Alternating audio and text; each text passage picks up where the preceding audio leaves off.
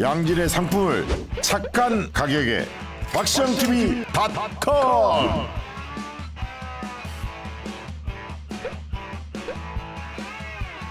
다양한 상품들, 식품, 건강, 생활, 쇼핑이 후원이다. 박시영TV.com.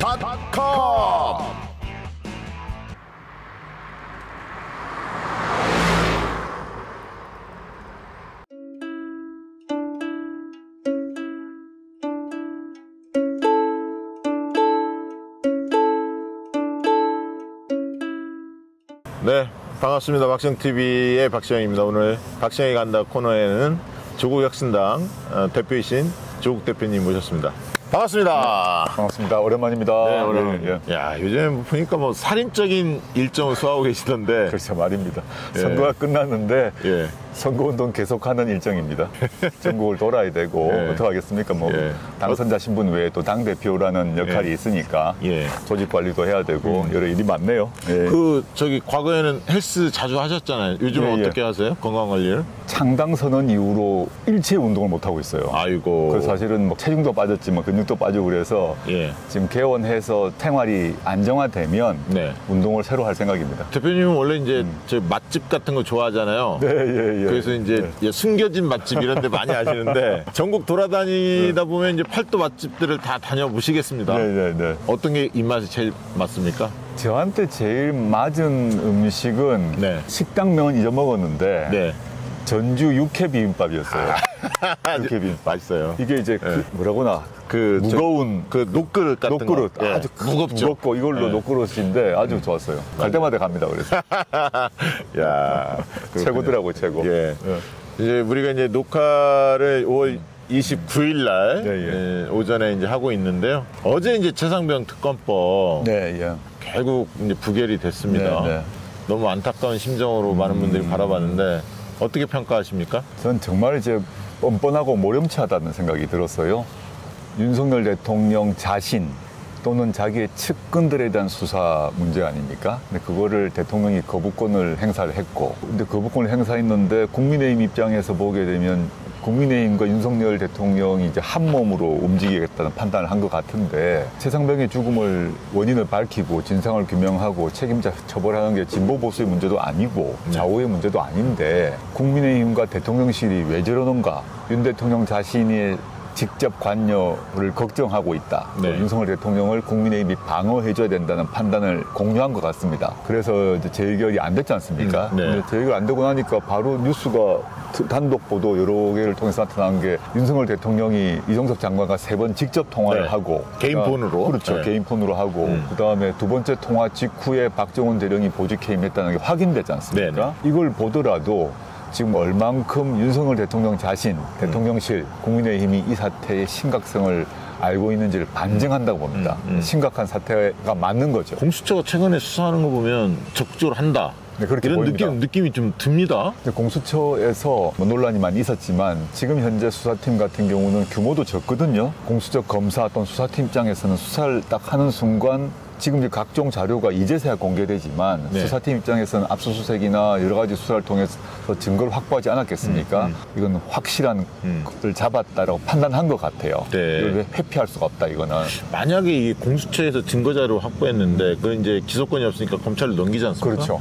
검찰에서 그 증거 자료를 뭉갤 수는 없는 거 아닙니까? 그런데 불가능하고요. 예. 공수처가 다 알고 있기 때문에 이제 공수처에서는 자기들이 이 사건 경우는 기소권이 없으니까 나중에 검찰로 넘어가든 또는 특검이 발동돼서 특검으로 가든 간에 자기가 할 수 있는 최대치를 하겠다고 마음을 먹은 것 같아요. 그래서 그 점에 있어서는 저는 박수를 쳐줘야 된다고 생각하고 근데 워낙 인력이 지금 작은 상태예요. 네네. 맨 처음에 공수처법이 만들어질 때 바른미래당 등의 협의를 얻어야 됐기 때문에 규모를 매우 적게 만들고 기소권도 축소하고 이랬거든요. 네네. 지금 뭐 부장검사 그다음에 수사관 등 규모가 너무 적어요. 네. 그럼에도 불구하고 지금 고군분투하는 걸로 보입니다. 공수처장이 윤석열 대통령이 임명을 했기 네, 때문에 네, 네. 처장이 뭉개지 않을까? 이런 걱정도 일각에서 있습니다. 그렇다 보니 이제 수사팀이 더 열심히 하는 것 같아요. 공수처장이 누가 오든 간에 이거는 외면할 수 없도록 하자라고 아마 결심을 한 것 같고 본인들의 재임용 문제 등에 대한 신상 문제도 있지 않습니까? 네네. 그것도 각오하고 자기들이 공처 소속 검사 또는 수사팀 수사관으로서 최선을 다하자라고 보입니다. 지금 가까이 보니까 예. 과거에 만났을 때보다는 살이 빠지신 것 같은데, 얼굴 살이요? 몸무게 한 4, 5kg 빠졌죠. 그러니까 느낌이 딱 오는데. 빠졌죠. 네, 왜냐면 빠졌어요. 선거 기간 동안에 전국을 너무 많이 돌아다녔고 예. 활동량은 뭐 몇 배가 늘었는데 식사량은 또 몇 배가 줄었어요. 뭐 김밥 먹고 이러다 보니까 이제 몸무게가 줄고 또 햇볕을 많이 쬐니까 많이 타고 탔어요. 많이 맞아요. 타고 예. 몸무게 빠지고 해서 지금 늘리고 있는 중입니다. 네. 이제 얼굴 톤이 최강욱 저랑 비슷한 톤으로 서서히 바뀌고 있습니다. 그건 긍정적입니다. 네, 감사합니다. 부천역 오신 날 이야기를 좀 드려야 할 것 같은데, 예, 예. 그날 윤석열 대통령과 이제 조우를 했는데, 예. 화제가 된 것은 이제 윤석열 대통령의 표정. 그런 표정은 한 번도 본 적이 없는데, 어떤 느낌이셨습니까? 한 뭐 3, 40cm 거리 앞에서 직접 이제 악수를 했죠. 한 네. 5년 만에 악수를 했는데 이제 윤석열 대통령 입장에서도 조국이 온다는 건 알고 있었을 것이고 그렇죠. 저를 악수를 하는 순간 저는 이제 종교 행사라서 예. 아무 말도 하지 않고 눈만 이렇게 정면으로 이제 봤는 직시를 했는데 네. 사진으로도 나중에 났습니다만은 얼굴을 직접 딱 면대면으로 눈 또 아이 투 아이로 눈과 눈이 마주친 한 뭐 3, 4초 이렇게 예. 했는데 참 불편하고 어색한 상황이니까 예. 그거를 막 좀 숨기기 위해서 기묘한 미소를 짓더라고요. 그래서 자신도 불편했겠죠. 예. 나는 근데 이제 그냥 미소를 짓지 않고 눈을 이렇게 그 눈과 눈을 마주쳤는데 그 불편함을 어색함을 감추려고 자기가 또 한편으로는 대통령이다 이런 걸 예. 보여야 되니까 예. 그걸 좀 아주 희한한 미소를 지으면서 뭐 반갑습니다 예. 뭐 이렇게 얘기를 해서 그냥 저는 뭐 아무 말도 하지 않고 악수만 하고 보내드렸습니다. 다음번 또 만났을 때가 기대가 됩니다. 많은 사람들이. 그때는 또 어떤 표정을 지을지, 또 대표님이 그때는 이제 종교 행사가 많이 아니라면 예. 한마디 짧게 하실 수도 있지 않습니까? 그렇죠. 예. 그걸 기대를 많이 하고 있습니다. 그 지난번 5.18 행사 때 제가 갔었는데 예, 예. 통상 5.18이 국가 행사니까 예. 대통령이 오시면 행사 마치고 야당 대표들하고 악수하고 퇴장을 하는데 예. 대통령 동선으로 봐서는 첫 번째 만날 사람이 이재명, 예. 그 다음에 이준석, 예. 그 다음에 저였어요. 예. 다 불편하네, 다 불편해. 인사를 안 하고 그냥 가버리더라고요. 그래서 이준석 대표도 예. 저 추측이지만 한마디 예. 할 수도 있지 않습니까? 왜 그랬어요? 아, 그거. 현충일은 어떨지 모르겠고 예. 8.15 정도는 대통령이 직접 나와야 하는 행사일 건데 그렇죠. 그때도 야당 대표와 악수를 하지 않고 갈 건지 또는 악수를 할 건지 두고 보시죠 한번. 야, 그 기대가 됩니다. 기다려 봅시다. 최근에 그 대통령이 기자들 모아놓고 김치찌개하고 뭐 계란말이 쇼를 좀 했는데요. 기자들은 아무 말도 못했고. 예.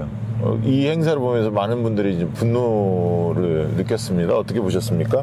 도대체 시국 상황이 어떤데 지금 정치적 상황, 뭐 최병건이건 또 민생 경제 상황이 뭐 최악인데 대통령실에서 김치찌개, 뭐 계란말이 만들고 그 자체가 사실은 제가 좀 황당했고 요리 능력을 이제 발휘한 거 아닙니까? 요리 능력을 발휘했는데 제 생각에는 요리 능력 말고는 내세울 수 있는 국정 능력이 없다는 것을 자인한 게 아닌가 싶어요. 네. 자랑할 게 없으니까 요리 능력 자랑하고 그 앞에서 기자들이 얌전히 공손하게 접시 들고 대통령이 나눠주는 계란말이 받아먹는 모습 그것도 참 좀 한심하다는 생각이 들었습니다. 지금 이 시국에 온갖 문제로 첨예한 상황인데 네. 대통령이 한가하게 김치찌개, 계란말이 요리 능력을 자랑할 땐가 지금 국민들의 관심사가 무엇인지 또 총선 민심이 무엇인지를 직시를 하고 그에 부합하는 반응을 보이지 않습니까? 근데 먹방 하는 겁니까? 지금 우리 총선 민심이 대통령의 먹방 보고 싶은 건 아니잖아요. 그것만 할 줄 아는 것 같아요. 다른 것보다. 그래서 저는 그 요리하는 거 말고 국정원 능력이 없으니까 네. 자기 잘하는 걸 보여주고 싶었던 것 같아요. 맞아요. 그거밖에 없어요. 네. 그 외에 뭐 우리가 알고 있는 게 뭐가 없잖아요. 참 안타깝다. 지금 전국이 지금 심상치 않습니다. 보니까 여러 건들이 보면 아까 이제 최상병 건도 계속 뭔가 밝혀지고 있고요. 추가적으로. 예. 김건희 씨 관련해서도 청탁, 네. 뇌물 관련해서 인사청탁도 있었다라는 것도 이제 밝혀지고 있고 흔히 말하는 탄핵열차에 시동이 좀 걸리는 거 아니냐 이런 생각도 많이 들거든요. 어떻게 보십니까? 지금의 전국 상황에 대해서? 윤석열 대통령이 이제 거부권 행사를 계속했고 1987년 헌법 체제 즉 육공화에서 가장 거부권을 많이 행사한 사람 아닙니까? 네. 횟수로도 그 문제가 되지만 질적으로 보게 되면 자기 자신 그리고 자기 자신의 배우자 측근의 범죄 혐의, 비리 혐의를 수사하겠다는 법률을 날려버린 거 아닙니까? 이건 이제 거부권의 오남용이 분명하고 헌법 교과서를 보더라도 거부권의 오남용의 경우는 탄핵소추 사유가 된다고 적혀 있습니다. 네. 물론 남아있는 거는 더 확실한 직접적 관여가 있는 확실한 증거를 확보해야 되는데 거기로 이제 탄핵열차가 출발하려고 하는데 탄핵열차가 출발하는데 연료가 필요한데 네. 연료가 지금 차곡차곡 꽉 채워지고 있는 상태다. 네. 연료가 채워지면 시동이 걸리겠죠. 지금 아직 공수처에서 이시원도 부르지 않았고 네. 김건희 씨는 아예 또 검찰이 부르지도 않고 있고 네. 윤 대통령에 대해서도 아직 부르지 못하고 있는데 핵심적인 윤석열, 김건희 또 측근이라 할 수 있는 이시원 등에 대한 조사가 더 진행돼야 됩니다. 그 언론 보도도 이제 탐사 보도가 이루어지겠죠. 네. 그러면서 좀 빠진 조각들이 있거든요. 그런 조각들이 갖추어지게 되면 시동이 걸릴 거라 생각합니다. 엊그제도 그 집회 있었잖아요. 친환경 촉구 예. 관련해서 야육당이 모였고 시민사회와 함께 했는데 그때 이제 그 시민들 많이 만나지 않았습니까? 예, 그 참여했던 분들? 그렇죠. 그 분위기가 어떻던가요? 저는 뭐 집회 오신 시민들은 말할 것 없는데 집회 네. 오신 시민들은 뭐 그 분노가 크시더라고요. 네. 뭐 울분과 분노 이게 뭐 강하게 표출을 하시고 그 집회 오신 분들보다 적극적인 분들 아닙니까? 네. 저는 집회에 오시지 않는 그냥 거리에서 만나는 분 제가 이제 언론 노출이 많아지다 보니까 알아보시지 네, 않습니까? 네. 그래서 평범한 시민들이 거리에서 만나고 하면 그분들하고 짧게 대화를 하는데 뭐 서울역 집회에 오시지 않은 평범한 시민들임에도 불구하고 막 화를 내세요. 네. 어떻게 이럴 수가 있냐 하면서 저보고 또는 조국혁신당 보고 열심히 싸워달라라는 얘기를 꼭 하세요. 시민들 만나면 뭐 음료수도 주고 네, 음식 그렇습니다. 먹으러 가면 뭐 음식 하나 더 주고 막 이런 일 많이 있죠. 시민들이 표현할 수 있는 마음이니까 그게. 뭐 식당 가면 만두 하나 더 주신다거나 뭐 그건 김영란법 위반이 아닐 테니까. 공직자 아니시니까 예, 지금. 예. 자, 총선 얘기 좀 해보면요. 예. 총선 때 어쨌든 야권이 압승을 했습니다. 예. 조금 아쉬움은 있죠. 사실은 200석까지 딱 돌파했으면 깔끔했는데 그렇죠. 조국혁신당도 조금 더 한 서너 석 더 받지 않을까라는 기대도 있었거든요. 조국혁신당 입장에서 보면 총선 전에 여론조사를 보게 되면 저희는 한 15는 가겠다 생각을 했습니다. 그런데 조국혁신당이 조직력이 워낙 약하지 않습니까? 네. 뭐 예를 들어서 민주당에 비하면 뭐 20분의 1도 안 될 건데 네. 그러다 보니까 선거 직전 한 2주 정도에 어떤 일이 벌어졌나 하면 민주당 입장에서 이제 선택한 전략일 것 같은데 조국혁신당의 지지율이 더불어민주연합보다 높아졌어요. 계속 높아지니까 예. 민주당 또는 더불어민주연합 후보 또는 거기에 그 전략팀들이 그랬을 것 같은데 조국혁신당은 지금 충분히 잘 된다. 근데 더불어민주연합에 뭐 예를 들어서 뭐 어떤 후보 뭐 한창민도 떨어지고 임미도 떨어진다라는 얘기를 계속 하셔가지고 그 유권자분들이 1번, 9번을 선택하시기로 마음먹은 분들이 막판에 가서 1번, 3번을 선택하시는 일이 많았습니다. 그래요. 맞아요. 한창민 컸어요. 그래서 이 사람 떨어질지 모른다. 실제 맞아요. 그렇지 않았을 것인데 조국혁신당이 여론조사로는 그 더불어민주당보다 계속 높게 나오니까 표를 나누실 때 원래 9로 가기로 다 마음을 정하셨다가 3으로 회귀한 분들이 많더라고요. 뭐 그래서 아쉽고 한창민 당선자 같은 경우는 개인적으로도 굉장히 또 인연이 깊죠. 친하고 저도 잘 되셨다고 생각하고 혁신당 입장에서 아쉬운 감이 있지만 목표는 뭐 소기의 목표는 달성을 했고 정말 200석이 넘었으면 참 좋았을 것인데 마지막에 또 국민의힘 쪽에 그 결집도 있었던 것 같습니다. 이제 앞으로 더 잘해야죠. 검찰 인사가 얼마 전에 있었습니다. 그렇죠. 야, 굉장히 예상치 못하게 빠르게 이루어졌고요. 자기 사람들 이제 중앙지검장부터 시작해서 확실하게 줄 쓸 사람들을 내세웠는데 검찰 내부 분위기는 어떻습니까? 이런 적극적으로 밖으로 표출은 못하지만 어떤 심상치 않은 그런 분위기 혹시 느껴지십니까? 서울중앙지검장 바꾸고 1, 4차장 바꾸고 뭐 여러 주요 보직 바꾸고 난 뒤에 곧 이제 부장검사 인사가 있어야 되는데 아직 부장검사 인사가 이루어지지 못하고 있어요. 아직 바로 신속히 하거든요. 요체는 서울중앙지검 1, 4차장 즉 김건희 씨의 디올백하고 도이치모터스 수사를 맡고 있는 부장검사와 그 팀을 바꿀 건가 바꾸지 않을 건가를 둘러싸고 검찰과 용산이 지금 싸우고 있습니다. 아, 싸우고 있다 이렇게 봐야 합니까? 네, 실제 바로 나야 되거든요. 저는 그래 준비가 안 됐나? 왜 그러지? 이제 그런 생각이 들었는데 거기가 핵심인데 거기 힘겨루게 하고 있다. 네, 이동을 시킬 건가 뭐 승진의 형식을 빌어서 보내려고 하죠.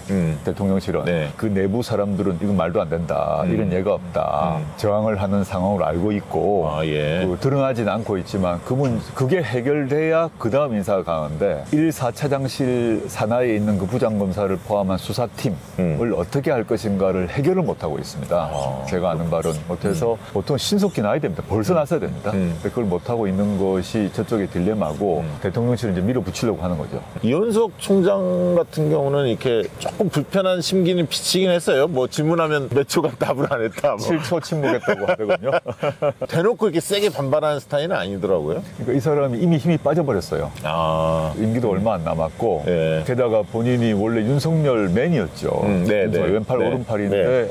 팽당한 셈이다 말입니다. 그러니까 불쾌하긴 할 건데 그렇다고 윤석열 대통령에 대해서 정면으로 도전할 거냐 그럴 정도의 용기 있는 사람은 아닌 것으로 보입니다. 그러니까 뭐 7초 침묵 정도로 생색내다가 적정하게 총장 옷 벗고 나가서 정관예우 받을 생각하는 게 아닌가. 검찰에서 그렇죠. 이제 그 정도도 안 하면 네가 뭐야 막 이런 얘기 들을 밑에서 테니까. 얼마나 욕을 먹겠어요. 그러니까 그러니까요. 생색하만 냈을 뿐이고 예. 이번에 아까 말씀드렸던 김건희 씨 도이치모터스 디올백 수사팀을 해체하는 방식으로 인사를 했을 때 이원석 총장이 어떻게 한지 봐야죠. 그때 이 사람이 옷을 벗느냐, 그렇죠. 사표를 내냐 안 내냐, 그거가 가장 주목해야 될 지표입니다. 이제 그렇게 만약에 부장검사들을 싹 바꿔버리면 검찰 내부에서 진짜 한번 좀 동요가 있을 수도 있겠네요. 동요 있는 게 정상이죠. 그렇게 되면 이런 사례가 없을 거니까. 네. 근데 또 눈치 보고 꼬리 내리고 침묵할 수도 있죠. 한동훈 특검법 한번 여쭤보겠습니다. 예, 예, 한동훈 특검법을 조국 혁신당에서는 제1호 당론으로 네, 예. 법안을 내겠다.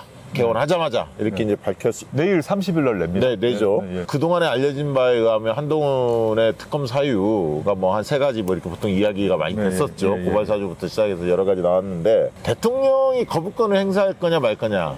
이게 왜냐면 이거는 뭐 당연히 법안은 통과될 건데 여권에서 일부 이제 반발이 나와야 하는데 네, 거부권을 과연 1차적으로는 대통령이 거부권을 행사할 거냐 말 거냐. 이게 이제 1차 관심이고 그 다음에 재의결할 때 가담할 수 있는 8명이 과연 확보될 거냐 뭐 이런 것도 이제 2차 관심거리입니다. 네네. 어떤 내용으로 준비되고 있습니까? 특검법안에 한동훈 그 장관 또는 검사 시절에 이제 비리 혐의 관련해 총 5개입니다. 정확히는. 정확히 5개. 언론에는 3개 정도가 났습니다만 그건 뭐 네. 내일 보시면 될 것 같고 법안은 선거 시기부터 준비를 했고 이제 완성도를 높여가지고 그 박은정 당선인이 제출하고 그 다음에 기자회견까지 할 거니까 지켜보시면 되고요. 또 언론에 또 미리 말씀드린 언론에서는 마치 민주당과 차이가 있는 것처럼 자꾸 뭐가 이간질하는 보도가 나왔는데 저는 그렇지 않을 거라고 확신하고 있습니다. 그 다음에 이제 법안 내용과 관련해서 이제 보면 특히 고발 사주 사건에서 한동훈 검사장이 고발장이 접수되기 하루 전에 손준성 검사에게 60장의 사진을 보내거든요. 네, 근데 네. 그게 고발장과 긴밀히 관련이 있다라고 공수처는 이미 보았습니다. 네. 그런데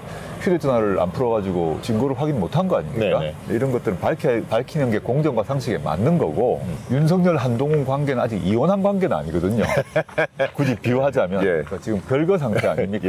예. 그래서 아직 이혼을 한 상태는 아니기 때문에 거부권을 행사할 거라고 봅니다. 받아들이게 되면 윤 입장에서는 특검이 한동훈 철한 얘기가 되기 그렇죠, 때문에 그렇죠. 국민의힘 전체에서 난리가 나겠죠. 그렇죠. 그리고 그게 이제 그 거부권 행사할 것 같은데 그러면 그 다음이 이제 재의결 시가 문제가 됩니다. 재의결 시에 한동훈을 싫어하는 친윤 의원들이 많거든요. 저는 8명은 충분히 될 거라고 봅니다. 네. 그 무기명 투표거든요. 네. 한동훈 이 비대위원장인 전당대회에 나와서 당대표 대니 많이 하는 거 아닙니까? 네. 거기 물론 특검법이 언제 통과될 것인 게 문제가 있지만 한동훈 대표이건 또는 대표 전이든 간에 한동훈에 대한 반감이 상당히 심하기 때문에 반란표가 나올 수 있다? 알 가능성이 있다고 봅니다. 근데 이제 거기서 그런 것도 있잖아요. 그 한동훈을 싫어하는 세력들 중에 대통령 충성파가 많은 거 아닙니까? 쉽게 얘기하면 윤석열 그렇죠. 찐윤이라고 이야기하는. 그렇죠. 근데 그들이 볼 때는 고발 사주권은 한동훈뿐만 아니라 대통령까지도 겨눌 수 있는 사안이기 때문에 네, 네. 그걸 한번 고민하지 않을까 그런 생각도 들더라고요. 그러니까 국민의힘의 공적 기준으로 보게 되면 거부권도 행사하고 재결도 안 해야 되는데 찐유 의원 개개인으로 보게 되면 한동훈과 척을 진 사람이 많으니까 그게 더 먼저 무기명 투표 시는 어떻게 될지 모른다는 이게 거죠. 뭐 대통령까지 가지는 어려울 것 같고 한동훈 정도에서 뭔가 이렇게 할 가능성이 있기 때문에 어떤 국민의힘 당 또 그 지지자층에서 한동훈에 대한 공격이 많이 심하지 않습니까? 네, 그렇죠. 지금 총선 백서 만드는데 한동훈 때문에 졌다고 준비하고 있다는 거 아닙니까? 야, 그거는 조금 심하긴 하더라고. 조정훈 그 당선자 봤는데 윤석열 책임이 훨씬 크고 물론 한동훈 책임도 크죠. 예. 근데 이제 경중을 따지면 윤석열 책임이 더 큰데 야, 줄을 그렇게 쓰려고 하더라고. 그러니까 찐윤 충성파가 인 사람들 또는 친윤 충성파가 되려고 하는 사람들은 여하튼 한동훈을 쳐야 된다라고 그렇지. 생각하고 있잖아요. 맞아요. 지금. 그래야 자기 몸값이 커질 거라고 생각하는 또 거니까. 홍준표 시장도 계속 한동훈 치고 있잖아요. 재밌어요. 그 한동훈 얘기 나와서 하나 더 여쭤볼게요. 이게 당대표 도전할 거라고 보십니까? 지금 뭐 공공도서관에서 책 보는 거를 노출한다거나 네. 또 뭐 여러 가지 뭐 SNS에서 직구 이런 거 표시한다거나 그럼 뭐 당대표 도전하려고 모든 노력을 하는 것 같습니다. 그다음 뭐 지구당 부활해라. 네, 예. 부활하는 게 좋겠다. 당선자, 낙선자 모임 가서 그런 얘기 하는 거 보면 이미 마음은 가 있는 것 같아요. 근데 이 이철규 의원이 네. 엊그제도 그 얘기를 했던데 네. 이 한동훈 이야기로만 도배되는 그 전당대회 관련해서 이거 바람직하지 않다라고 견제구를 좀 날렸어요.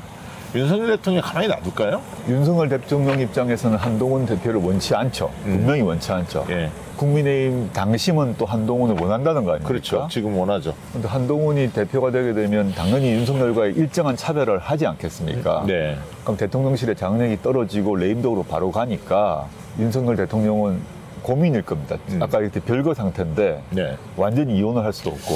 저는 개인적으로는 수용하지 않을까? 그 대신에 어떤 나름대로의 여기까지 어떻게 이제 예를 들면 스탠스에 대한 양측의 미략?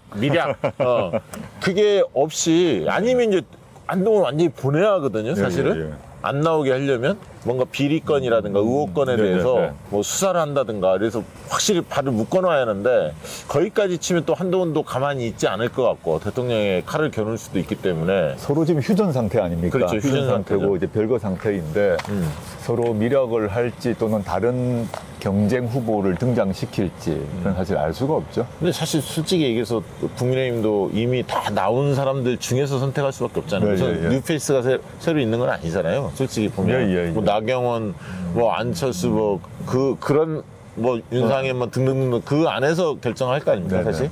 야, 개인적으로는 어떻게 보세요? 나왔으면 좋겠습니까? 나오면 이제 당대표 되면 한동훈 당대표, 조국 대표님 또 만나실 수밖에 없을 텐데. 대표가 무슨 제가 원한다 안 원한다를 떠나서 네. 만약에 한동훈 씨가 대표가 되게 되면 공식석상에서 무조건 보게 됩니다. 그렇죠. 그때마다 제가 할 얘기가 많을 것 같아서 그래서 나왔으면 좋겠어. 다른 이유보다 그래서 저는 무조건 나왔으면 좋겠어. 아니, 볼맛이 나잖아요, 이게. 계속 만나고 제가 무슨 얘기를 할 거 아니에요. 네. 공개적 카메라 있는 데서. 아니, 그러니까 조국 혁신당 입장에서도 한동훈 대표가 등장하기를 각이 쓰니까 이게 좋을 것 같아요. 저는 뭐 나쁘지 않다 생각해요. 그걸 제가 뭐 두려워할 것도 아니고 가장 하고 싶은 얘기는 뭡니까? 뭐 해야 될지 아닌지 모르겠지만 개인적으로 궁금한 거는 네. 휴대전화 24자리 왜 안 푸십니까? 그거 푸시죠. 그 안에 뭐 들었습니까? 그 휴대전화 지금 집에 있습니까? 아니면 땅에 묻으셨습니까?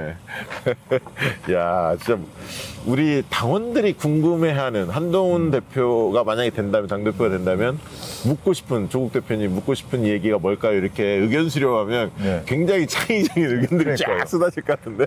진짜 뭐 당대표가 그분이 되면 네. 저는 의견 수렴을 해야죠, 당연히. 네, 해야죠. 어떤 질문을 할까요? 예방도 할 거 아닙니까? 네, 네. 다 해서 뭐 저는 국민의 목소리 또는 당원들의 목소리를 온전히 반영하는 게 제 역할이라서 뭐 네. 꺼리지 않고 네. 다 말을 할 생각입니다. 네. 이번에 좀 깜짝 놀란 게 정호성 있지 않습니까? 국정농단의 주범 중에 하나잖아요. 예. 최순실 사태. 야, 어떻게 정호성을 대통령실에서 또 비서관을 채용을 했어요? 이제 언론 보도에 따르게 되면 윤석열 대통령이 정호성의 충성심을 높이 샀다는 거 아닙니까? 저는 그거는 윤석열 대통령의 인사의 특징입니다. 자기에게 충성할 사람. 그러니까 자기 조직이 아니라 나 개인에게. 그래서 지금 이시원 공직기강 비서관 같은 경우도 서울시 공무원 간첩단 사건으로 심각하게 문제를 일으켜서 거의 뭐 검사 생활 끝난 사람이었거든요. 그렇죠. 그 사람을 일부러 픽업한 겁니다. 그러면 그 사람은 윤석열 개인에게 충성을 해야만 살아남죠. 그 이번에 최상무 건도 연루돼 있잖아요. 그렇죠. 공직기강 비서관. 전화를 했던 국방부 유재원 법무관리관에게 전화해서 24차례인가 통화한 사람인데 윤석열 대통령이 검찰 시절에도 또 정치권 들어서고 난 뒤도 능력이든 도덕성이든 등등 때문에 찍힌 사람 있죠. 그런 사람들을 일부러 씁니다. 어떻게 보면 마지막 동아줄을 잡아라. 나한테 충성하고. 나에게만 충성입니다. 국가나 이게 아니라 나에게 충성할 사람을 골라서 배치하는 인사 특성을 갖고 있고, 그걸 잘 보시면 그렇습니다. 윤석열 사단의 대표적인 사람이 이번에는 좌천성 승진을 한 그 서울중앙지검장 송경호 같은 경우도 잘 생각해 보시면 왜 윤석열 사단이 됐나 하면 이 사람이 이명박 정부 때 PD 수첩 사건을 수사하고 기소했던 사람입니다. 그래서 다 무죄 났지 않습니까? 언론 탄압으로. 검찰 조직 내에서도 이게 아니다. 어떻게 PD수첩으로 언론인을 저렇게 탄압을 하냐. 그 당시에 PD수첩 수사를 가지고 당시 수사팀이 반대하고 사표 던지고 그랬어요. 그래서 밀고 나가가지고 다 무죄 받았거든요. 그래서 야당은 물론이고 민주당은 물론이고 검찰 내에서도 저 사람 참 심하다. 그런데 그 사람을 발탁한 거거든요. 각각 사람이 다 있습니다. 아니 그리고 그 이해가 안 되는 게 고위직인데 검찰 출신에 그러면 급여가 꽤 되는데 술값으로 다 날렸다는 거 아니에요, 늘? 그러면 도대체 30일 동안 며칠을 술을 먹었으면 또 보통 일반 술집에서 먹으면 그렇게 돈 많이 내지는 않잖아요. 그러면 얼마나 좋은 자리 가서 술을 먹었는지 난 그게 이해가 안 되더라고요. 확인되지 않지만 제가 들은 바로는 거의 매일 술 마신다, 좋은 술을 마신다라고 알려져 있죠. 그러니까 소주만 먹는 게 아니라 양주도 먹고 막 이렇게 하면서 술값을 엄청 썼다는 언론 얘기네. 보도가 났지만 지난 대선 기간에 윤석열 대선 캠프에서 음주를 자제하시라고 했는데 참모들이 그 빈방에 갔더니 와인병 2병이 비어져 있더라 라는 얘기 났지 않습니까? 이제 정치 입문했던 얘기를 좀 드려봐야 할 것 같은데요. 혜성처럼 이제 정치 입문을 하셨어요. 많은 분들의 그런 열화와 같은 기대가 있었는데 입문하면서 이렇게 가장 보람 있었던 순간은 언제였습니까? 정치 참여, 창당을 얼마나 고민을 많이 했겠습니까? 작년 말부터 고민을 많이 했고, 물론 창당 선언은 2월 13일에 했지만 그 전에 많은 고민을 했죠.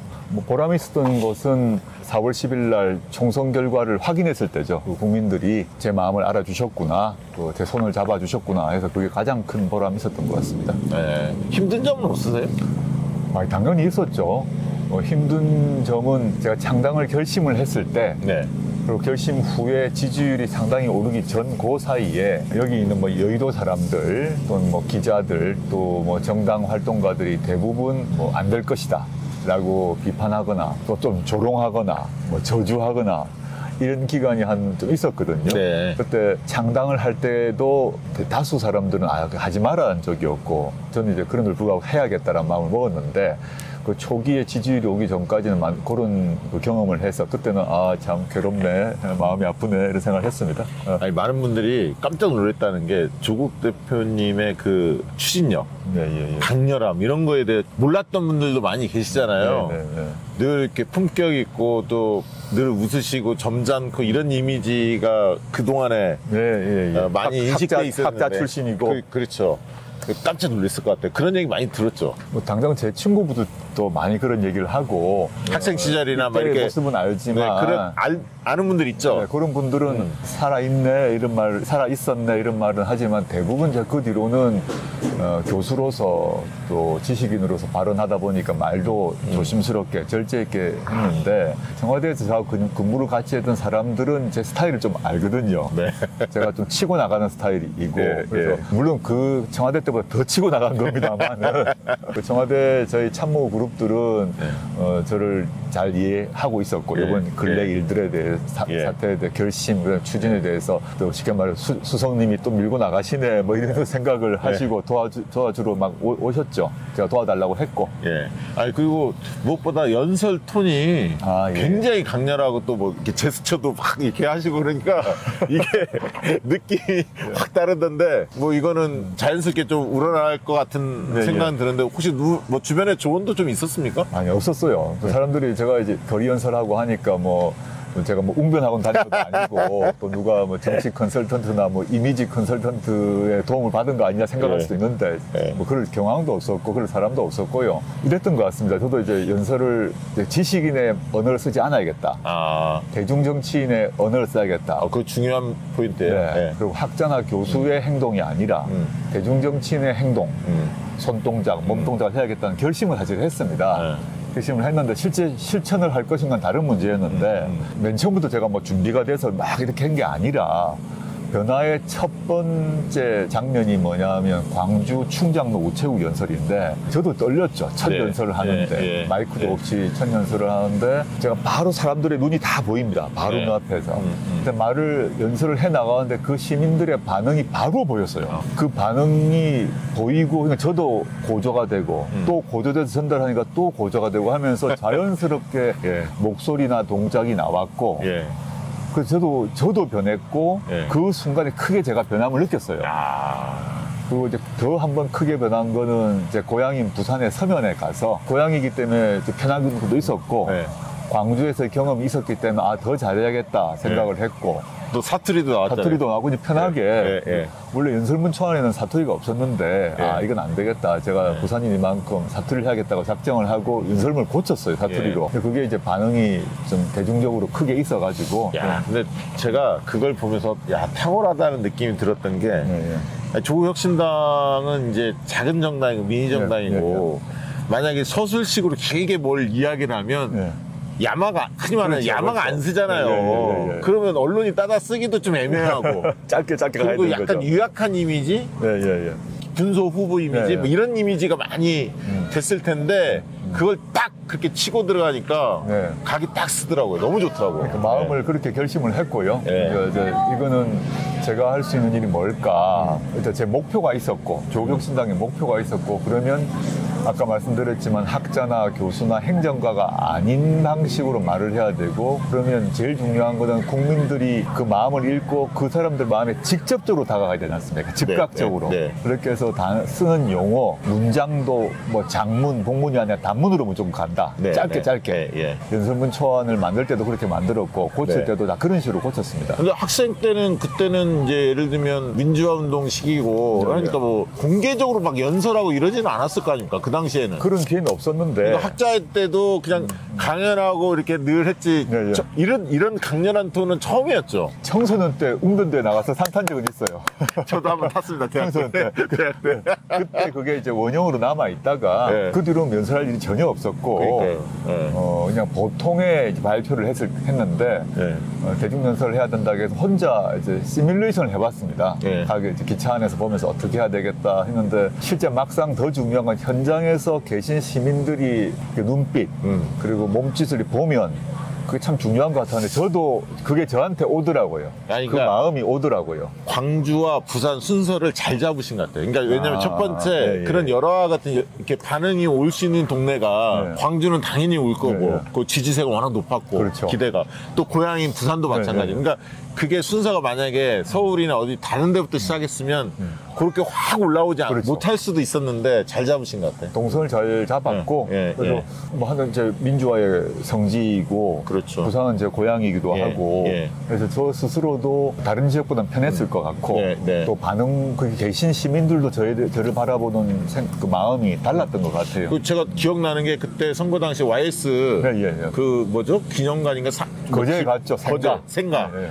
거기 가는 거 보면서 야, 잘 잡았다. 네, 네, 느낌이 딱 오더라고요. 그때도 뭐 간이 많이 했을 때 제가 가자고 했거든요. 네. 동선으로 봐서는 이게 좀 돌아가야 되는데 YS를 재평가를 해야 된다. 그러네요. 예, 북마항쟁부터 시작해서 재평가할 필요가 있어요. 하나회 네. 적결, 네. 능신에까지는 재평해야 되고 네. 삼당 합당 이전의 YS 모습을 살려야 된다. 그렇죠. 그것도 우리가 개성을 해야 된다 맞아요. 입장이었기 때문에 예. 이제 일부러 가자고 했는데 그에 대해서 부산 경남 지역에서 시민들은 그에 대해서 평이 좋더라고요. 예, 왜냐하면 그게 있어요. 제가 이제 포커스그룹 인터뷰라고 FCI 이런 거 많이 하잖아요. 예, 예, 과거에. 그 부산 경남을 가보면 확실히 좋아하는 스타일이 노무현 대통령, 뭐 YS 이런 좀 화끈한 스타일, 아싸란 사람들 좋아하죠. 스타일. 예전에는 조국 대표님도 예전에 이제 애비 정치인으로 사람들이 막 분류할 때 아싸라지 물어보면 문 대통령하고 조국 대표님 사람 좋아 보이는데 아싸라지 않다. 그랬는데 이번에 딱 그 네, 정서에 부합하는 모습을 딱 보여주길래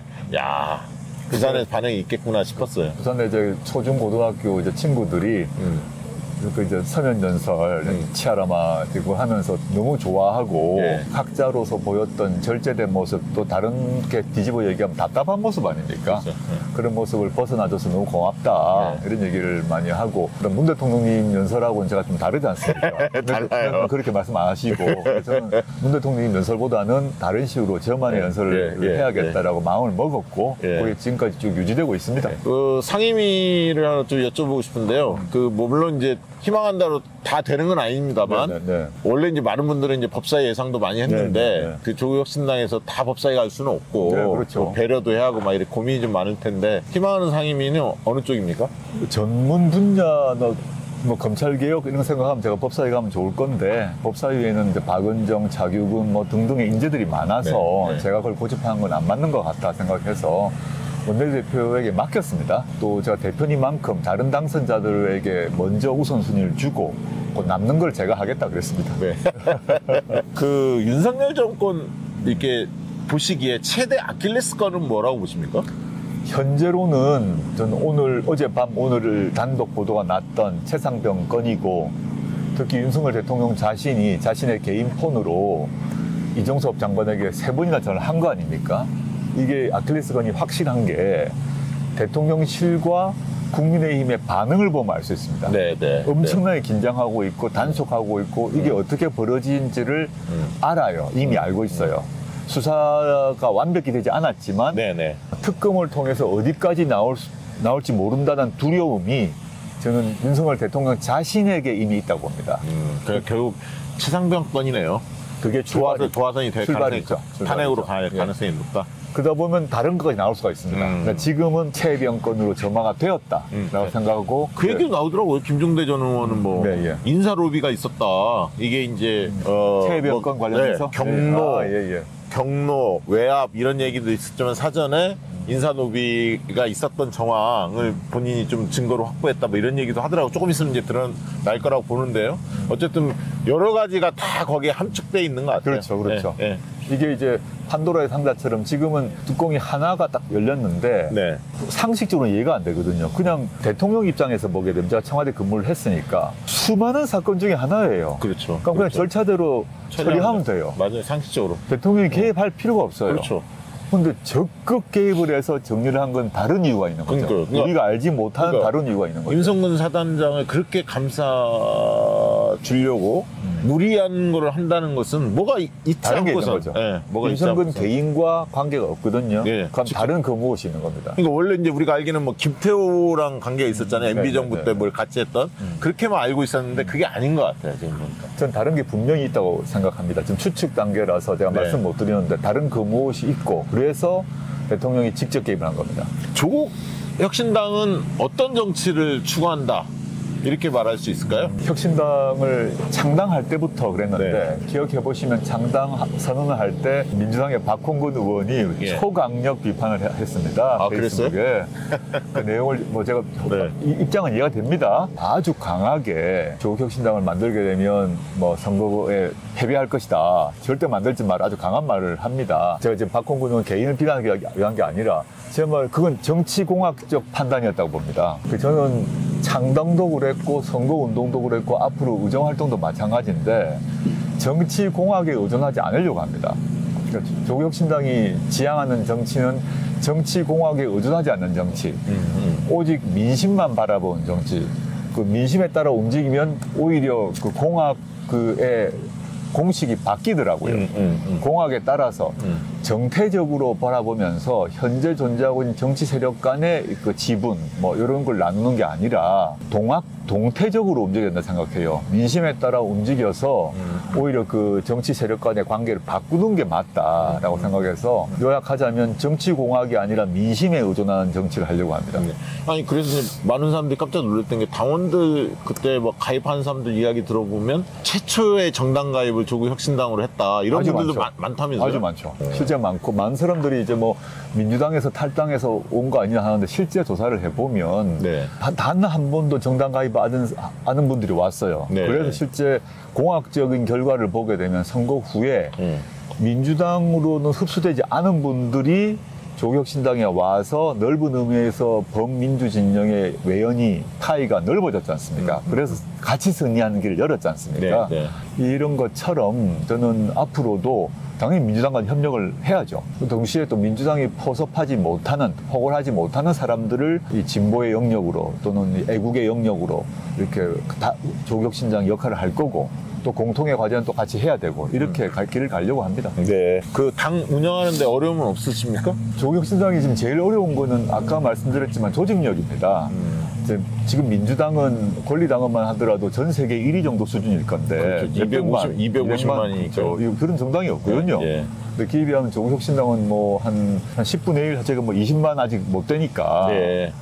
조직력이 약하고 예를 들어 기초의원도 없고 뭐 광역도 마찬가지로 네. 의원이 없지 않습니까? 네. 그러니까 밑에 하부 조직이 약해요. 그렇죠. 아직 없죠. 그게 네. 지금 저희 최고 약점이라서 향후에 이 풀뿌리 조직을 이제 만드는 것, 그게 최고의 목표입니다. 그러면 지금 뭐 이제 예를 들면 시도당 위원장들은 이제 창당 과정에서 좀 만들었을 거고, 그렇죠. 예. 이제 지역위원회별로 이제 위원장을 얼마나 둘 거냐 그렇게 이게 이제 해야죠. 그 작업 중에 있는 겁니까? 이제 시작을 했습니다. 아, 시작을 했습니까? 예. 지방선거 관련해서는 아직은 뭐 이렇게 방향을 정한 건 아니죠. 아직 멀었잖아요. 그러니까 지금 저희가 좀 가보고. 조직 정비가 제일 먼저라서 네, 조직 네. 정비가 그 연말까지 해야 됩니다. 전당대회가 7월 20일에 있는데 아, 7월 20일. 예, 예. 전당대 7월 20일 이후에도 조직 강화 작업을 계속하고 네. 당원 배가 운동하고 네. 그렇게 해야 됩니다. 그게 그럼 이제 올해의 목표입니다. 그때 7월 20일 되면 지도부가 이제 새로 선출이 되겠군요. 네, 선출. 뭐 당대표, 최고위원들. 네, 다 출마하셔야죠. 네. 아, 예. 알겠습니다. 네. 그 당원은 어때요? 계속 좀 늘어나는. 예, 조금씩 늘고 있고요. 예. 뭐 선거 기간 동안 이제 폭발적으로 증가했다면 지금은 점진적으로 증가를 하고 있고 연말까지 한 20만 명을 채우는 게 목표입니다. 아, 연말까지. 그러면 그 20만 명 중에서 당비 내는 당원들이 많아야 할 텐데. 한 반 정도 돼야 된다고 생각하고 있습니다. 아, 예. 지금 그걸 노력하고 네, 계시는 아직 그 채워지지 못했는데 네네. 연말까지 저희는 당비 내는 당원을 주권당원이라 부릅니다. 민주당은 네. 권리당원이라 네. 부르는데 당비 내는 주권당원 연말까지 10만 또 당비 내지 않는 일반 당원까지 포함해서 한 20만 당원 정도를 목표로 지금 하고 있습니다. 그 당원들 연령 분포는 어떠세요? 뭐 40대, 50대가 많습니까? 어떻습니까? 40, 50대가 많은 것 같아요. 40, 50대가? 역시. 그 지역적으로는 호남, 뭐 부산, 서울, 수도권 뭐 이렇게 보면 어떠세요? 지역에서 많은 사람들이 호남이 제일 많을 것이라고 생각을 하시는데 예. 전혀 아니고 예. 수도권이 제일 많아요. 아, 수도권이. 네.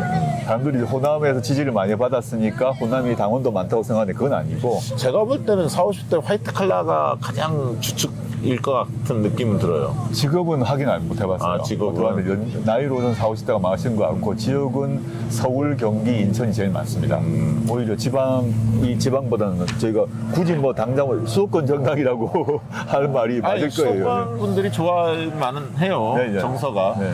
올해 목표는 뭡니까, 조국혁신당에? 일단 당원 배가 운동을 해서 당원 수를 20만으로 늘리는 것이고 그 다음에 선거 과정에서 약속했던 각종 법안들을 단독 발의, 그 다음에 또 민주당과의 협력을 통해서 통과시키는 거죠. 그게 네. 저희 목표입니다. 대표로서 이제 이재명 대표하고도 몇 번 행사에서 보기도 하고 예, 예. 뭐 이랬는데 이재명 대표 가까이서 이제 뭐 그전에도 사적으로 네, 예. 한두 번 뵀을 텐데 정당 간의 대표끼리 예, 예. 이렇게 대화를 해보고 느낀 점이 있다면 어떤 점이 이 있을까요? 대표님하고 뭐 그 이전에도 알았고 선거 과정 또 선거 이후에도 전화 통화하고 문자하고 그런 사이거든요. 네네. 1차적으로 서로 인간적 신뢰를 갖고 있습니다. 이제 오랜 동안 그 사적인 관계를 갖고 있는 사람이 아니었지만 여러 가지 그 유사한 경험들을 하고 또 선거 과정에서 서로가 협력 파트너라는 걸 서로가 정확히 인식하고 있기 때문에 공적 업무상 당연히 협력해야 되는 거고 사적으로도 인간적 신뢰를 갖고 있고요. 그다음에 뵐 때마다 느끼는 거지만 아주 소탈한 분이다. 네. 솔직한 분이라는 생각을 해서 저는 앞으로 뭐 협력에 있어서는 전혀 문제가 없다 생각하고 있습니다. 이해찬 전 대표도 좀 만나보셨나요? 예. 당연히 이해찬 대표님은 선거 전에, 선거 후는 만나 뵙지 못하고 전화 통화했었고, 선거 전에도 몇 번 뵀었고요. 이해찬 총리님 뭐, 여러 가지 사적 또 인연이 있기 때문에 네. 많이 격려해 주시고 그러셨습니다. 그러니까 이제 일부에서는 지방선거 이제 차기 대선 관련해서 약간 민주당과 조국혁신당이 선의의 경쟁도 해야지만 또 협력 연대도 잘 해야 한다. 그런 이제 마음을 다 갖고 있는데 그걸 걱정하는 분들도 있어요, 일부는. 예. 그런 분들에게 한마디 해주신다면. 저는 그런 걱정이 있다는 것도 알고 있고 또 심지어는 뭐 이간질을 의도적으로 하는 분도 계시더라고요. 저는 그 이간질 하는 분들이 진짜 민주당원일지 진짜 진보 세력일지 의문이 있는데 지난 총선 과정을 생각해 보시면 될 것 같습니다. 지난 총선에서 조국혁신당이 만들어지고 후보를 냈을 때 일부에서 그래가지고 민주당을 망하게 한다거나 또는 범진보 진영이 또 애국 진영이 패배한다거나 이런 말을 하는 사람도 있었어요. 근데 결과를 보시면 이 일정하게 협력을 하고 또 일정하게 경쟁을 했지 않습니까? 근데 그 경쟁이 결국은 봤더니 생산적 경쟁이었으면 확인됐습니다. 앞으로도 마찬가지일 거라고 저는 확신하고 있고 그건 앞으로 두고 보시면 되지 않을까 생각합니다. 끝으로 하나 마지막 질문 드려야 할 것 같은데 연금개혁 관련해서 이재명 대표가 어쨌든 던졌고요. 승부수를. 그리고 최근에 민주당 내에서 이제 종부세 관련해서도 좀 완화를 적극적으로 좀 검토하자. 아직 뭐 당론을 결정한 것 같지는 않고요. 좀 과도하지 않느냐. 서울에서 특히 이제 종부세 관련해서 이제 그런 움직임이 있습니다. 아직 뭐 결론 난 건 아니지만 그런 일련의 흐름에 대해서는 어떻게 평가하십니까? 연금개혁 관련해서는 조국혁신당의 입장은 그 연금개혁 관련 공론화위원회의 입장이 있습니다. 50% 안이 맞다고 보는데 이제 모수. 네. 근데 국민의힘에서 워낙 반대를 하니까. 네. 고육지책으로 민주당에서 그 선택을 한 것 같아요. 그래서 저는 민주당이 국민의힘이 저렇게 계속 반대를 하면 50%까지 못 간다 하더라도 중간 단계로서 한번 합의할 필요는 있다라는 생각을 하고 있고 그 점에 그 고육지책의 선택에 이제 공감을 하고 있고 종부세 문제는 이거는 좀 심각하게 따져봐야 될 것 같습니다. 민주당 지도부가 종부세 정책을 개정하는 것 같은데 그 개정 내용이 어디까지는 아직 정확히 확인 안 됩니다. 여러 검토 지시한 거죠. 여러 보도가 난 건 제가 봤어요. 근데 최종적 안이 뭔지는 아직 모르겠는데 종부세 그 골간을 흔든 것은 안 된다는 게 제 생각이고 조국혁신당의 생각이고 또 민주당의 그 개정안 내용을 봐야 될 것 같습니다. 네. 끝으로 박시영TV 시청자들에게 한 말씀 해주시죠. 오랜만에 이제 나오셨는데. 박시영TV 시청자 여러분 안녕하십니까? 조국혁신당 대표 조국입니다. 선거 과정에서 뵙고 그 뒤로는 지금 처음 뵌 것 같습니다. 시청자 여러분께서 선거 과정에서 저와 혁신당을 위해서 보내주신 성원과 지지 잊지 않고 있습니다. 앞으로 저희가 이제 곧 개원을 하던데 개원 이후에도 열심히 활동을 하려고 하니까 많이 도와주십시오. 부탁드립니다. 네, 고맙습니다. 조국 대표님 모시고 장시간 이야기 들어봤습니다. 건강하시고요. 예. 멋진 의정 활동 보여주시기 바랍니다. 열심히 하겠습니다. 네, 고맙습니다. 네. 양질의 상품을 착한 가격에 박시영TV.com